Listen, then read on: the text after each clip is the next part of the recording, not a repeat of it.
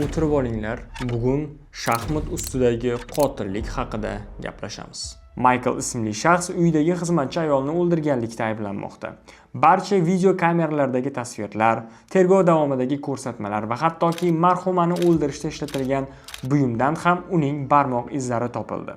Va o'z-o'zidan u qotil ekanligi ko'rinib turibdi. Unga o'lim jazosi tayinlanadi. Nimagadir sizni ham xayolingizdan shu bechora Michael aybdor emasmikan degan fikrlar o'tyaptimi? Bitta advokatni ham xayolidan shunaqa fikrlar o'tadi va necha advokatlar rad javobini berib turgan paytda Cooper mana shu ishni qayta ko'rib chiqib, rostdan ham Michael aybdormi yoki aybsiz tekshirmoqchi bo'ladi. Vaziyat o'ta chigal. Tarozi pallasi bir u yoqqa, bir bu yoqqa tosh bosaveradi. Barcha guvohlar sizga shubhali ko'rinadi, prям hammasi.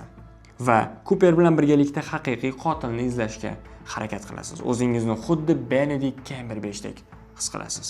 Oxirida esa jumboqning javobi doimgidek siz kutmagan joydan chiqib keladi.